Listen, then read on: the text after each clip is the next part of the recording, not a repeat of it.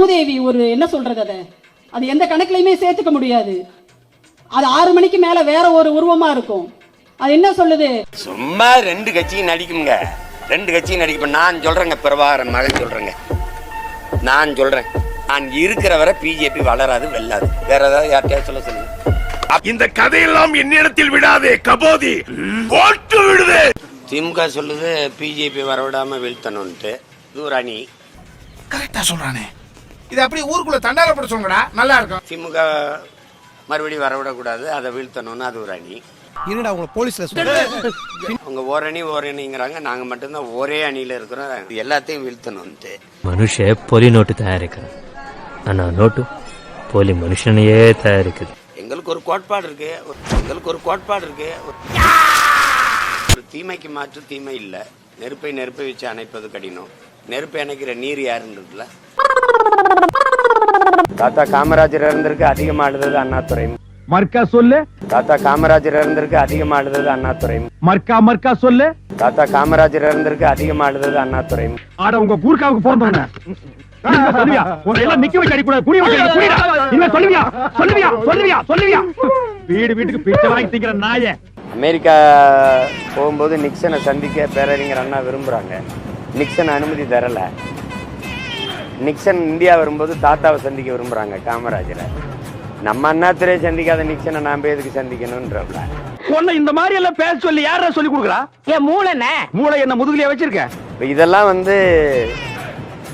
இதெல்லாம் தான் ஒரு அது ஒன்றும் அந்த மாதிரி தான் நீங்க நடந்துக்கணும். அதை போய் பேசிட்டு கொண்டு. நான் பசியோட இருக்கும்போது மனிதர்களை யாராவது மீட் பண்ணி ஒரு 5 நிமிஷம் பேசுவேன். அவங்க கிட்ட புழுவி தள்ளுவேன். அதுவே எனக்கு வயிறு ரொம்ப மாதிரி ஆயிட்டு ஒரு ஏப்பம் வரும்.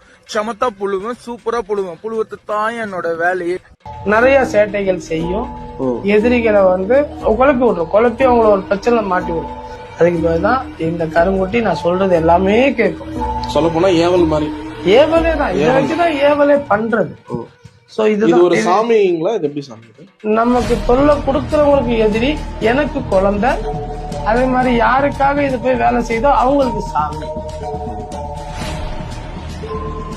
நீங்களே சொன்னீங்க அவங்களுக்கு ஒரு பெரிய கூட்டணி பலம் இருக்குன்னு. அது மாறிடல, அது அப்படியே தான் இருக்கு. அது அவங்களை கரை சேர்த்துறாதா? 2019 நாங்களாம் கூட்டணி பலம் தான் வச்சோம். ஆனா என்ன பிரயோஜனம்? அம்மன் ஜல்லிக்கு பிரயோஜனம்டா. நீ கேட்ட ஒவ்வொரு கேள்வி என்ன செருப்பால் அடிச்ச மாதிரி இருக்குடா. சரி, ஃபீல் பண்ணாத. மக்கள் அப்ப எங்களுக்கு வெற்றி வாய்ப்பு கொடுக்கலையே. நீ நேர்மையா நடந்தா இந்த கதி வந்திருக்க. இந்த மாதிரி கெட்ட வார்த்தையில என்கிட்ட பேசாத. செத்து போன்னு சொல்லி சாகுற. நேர்மையா இருந்தா என்னடா அர்த்தம்? அதுக்கான பொருள் வாங்கிட்டு வந்தேன். கூட்டணி மட்டும் வெற்றி வாய்ப்பு கொடுத்துற முடியும். கூட்டணி மட்டும் வெற்றி வாய்ப்பு கொடுத்துற முடியும். அப்ப நான் கூட இருக்கிறது உனக்கு தொந்தரவா இருக்குன்னு இன்டைரக்டா சொல்றியா? இதை விட டைரக்டா உலகத்திலே யாராலையும் சொல்ல முடியாதுடா. மக்களுக்கு ஆட்சியில் இருக்கும் போது என்ன செய்தோ என்பதை மக்கள் எண்ணுகிறார். நான் உங்களுக்கு ஒண்ணுமே செய்யலையே, அதுதான் பிரச்சனையே. ஒண்ணுமே செய்யலையே.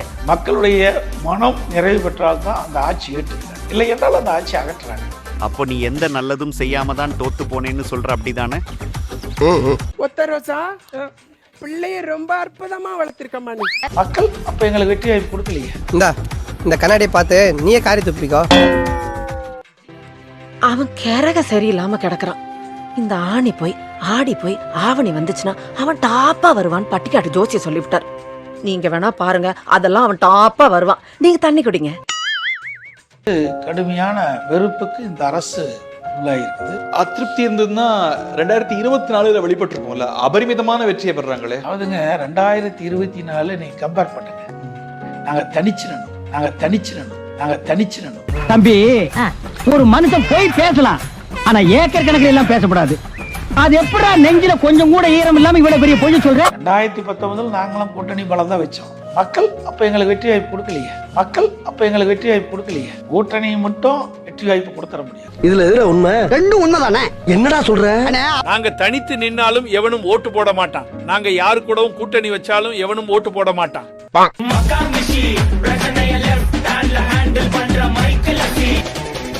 வந்துட்டாயா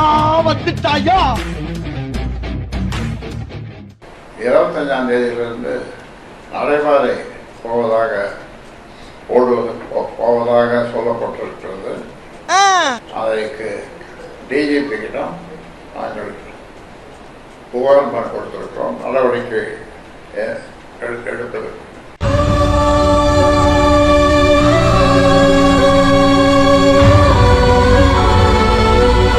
இதனால் நாட்டில் வட தமிழ்நாட்டில் சட்டம் ஒழுங்கு பாதிக்கப்படக்கூடிய சூழல் இருப்பதால் காவல்துறை இதில் அதிக கவனம் எடுத்துக்கொண்டு அதற்கு தடை செய்ய வேண்டும் என்று கேட்டுக்கொள்கின்றேன்.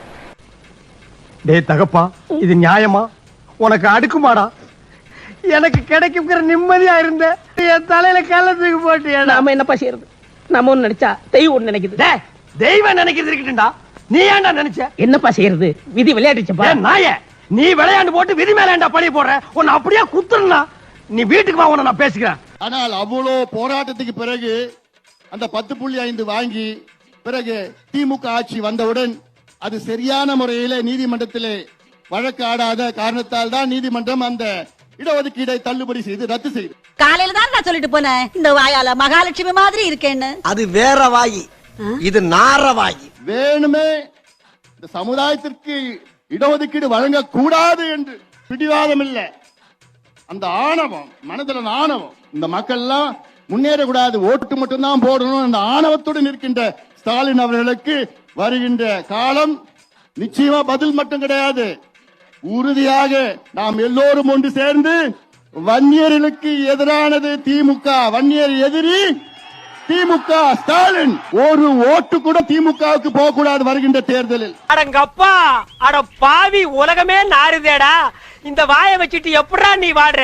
இன்னைக்கு முதலமைச்சர் ஸ்டாலின் அவர்களை வன்னியர் இடஒதுக்கீடுக்கு எதிரானவர் போல சித்தரிக்கக்கூடிய இந்த அன்புமணி இதற்கு முன்னாடி என்ன சொன்னார் தெரியுமா? வீடியோ காட்டுறேன் பாருங்க. நல்ல மூத்த வழக்கறிஞர்களை வைத்தார்கள். அபிஷேக் மனு சிங்வி, முகுல் ரோஹத்கி, ராகேஷ் திவேடி, அப்படி போன்ற நல்ல மூத்த வழக்கறிஞர்கள் அவங்க தான் சுப்ரீம் கோர்ட்ல, இவங்க தான், இதுக்கு மேல யாரும் கிடையாது. அந்த அளவுக்கு வழக்கறிஞர்களை வைத்தார்கள், விவாதங்கள் செய்தார்கள். நல்ல வகையான தமிழக அரசு இந்த சட்ட பிரச்சனையை கையாண்டு இருக்கிறது. ஆமாங்க, இதுக்கு மேல வழக்கறிஞரே இல்லை என்பதை போல பெரிய வழக்கறிஞரை வச்சு வன்னியர்களுக்கு இடஒதுக்கீடுக்காக வாதாடுறவர் தான் தமிழ்நாடு முதலமைச்சர் ஸ்டாலின் அவர்கள்.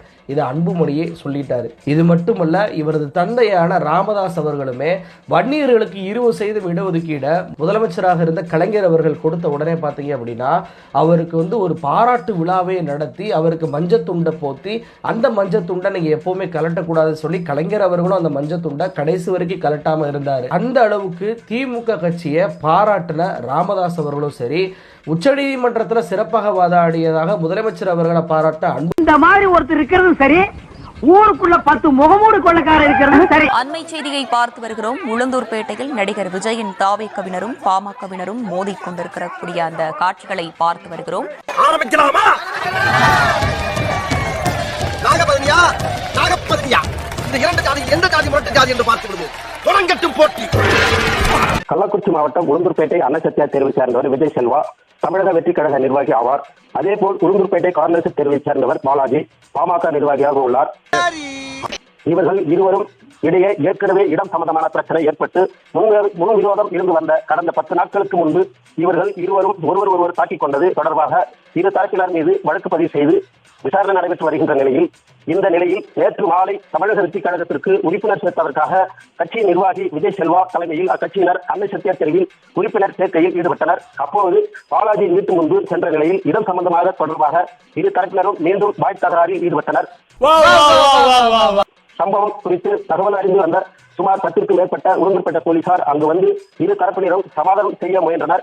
ஆனால் போலீசாரின் கண் எதிரே இரு தரப்பினரும் உருட்டுக்கட்டை, கல் உள்ளிட்ட ஆயுதங்களை கொண்டு கடுமையாக தாக்கிக் கொண்டனர். ரொம்ப பயங்கரமான ஆளா இருப்பாரோ. இதில் விஜய் செல்வா மற்றும் பாலாஜியின் சகோதரர் ராஜன் ஆகியோர் காயமடைந்த நிலையில் இருவரும் உளுந்தூர்பேட்டை அரசு மருத்துவமனையில் சிகிச்சை பெற்று வருகின்றனர். மேலும் இரு தரப்பினரும் மோதிக்கொண்ட தொடர்பாக போலீசார் விசாரணை செய்து வருகின்றனர். இரு தரப்பினரும் உருட்டுக்கட்டை, கல் உள்ளிட்ட ஆயுதங்களை படித்துக் கொள்ளும் காட்சி அப்பகுதியில் பெரும் பரபரப்பை ஏற்படுத்தியுள்ளது. உனக்கெல்லாம் போய் ஒருத்தன் பொண்ணு கொடுத்தானே, அவனை சொல்லனியா? திமுக ஆட்சி வந்தா கோவில் நிலத்தில் இருக்கக்கூடிய மக்களுக்கு இலவச பட்டா வழங்குவோம்னு சொல்லி வாக்குறுதி கொடுத்துருக்காரு. என்ன 10 ஆண்டு ஆட்சி இருந்தப்ப எங்க போச்சு இந்த வாக்குறுதி? அதெல்லாம் ஒரு தொழில் ரகசிய ஐயாச்சாமி. அடிமை இயக்கம் யார் நடத்துகிறார்கள் என்பது அவர்களுக்கே புரியும்.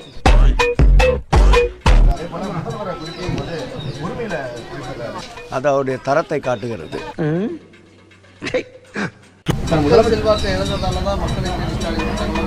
இப்ப இவர் போறாரு புளிச்ச பயணம் போயின்னு இருக்காரு, புரட்சி பயணம்ட்டு அது எதை காட்டுது? தீர்வை நோக்கி செல்லுகின்ற முதல்வர் மாண்புமிகு தமிழக முதல்வர் அவர்கள் தீர்வில்லாத பயணத்தை தொடங்கி கொண்டிருப்பவர் எடப்பாடி பழனிசாமி. பயமா இருக்குப்பா. எதுக்கு? என்னையவே முழுசா மறந்துடணும்னு பயமா இருக்கு. வாழ்க்கையிலேயே மறக்க முடியாத பயணம். என்ன பண்றது? இந்த வீடியோ உங்களுக்கு பிடிச்சிருந்தா கண்டிப்பா லைக் பண்ண மறக்காதீங்க. அப்படியே உங்க நண்பர்களுக்கும் ஷேர் பண்ணுங்க. நீங்க பண்ற ஒவ்வொரு லைக்கும் தான் இந்த வீடியோவை மற்ற நண்பர்களுக்கும் கொண்டு போய் சேர்க்கும். மறக்காம சப்ஸ்கிரைப் பண்ணுங்க. உங்க கருத்துக்களையும் கமெண்ட் பாக்ஸ்ல பதிவு பண்ணுங்க.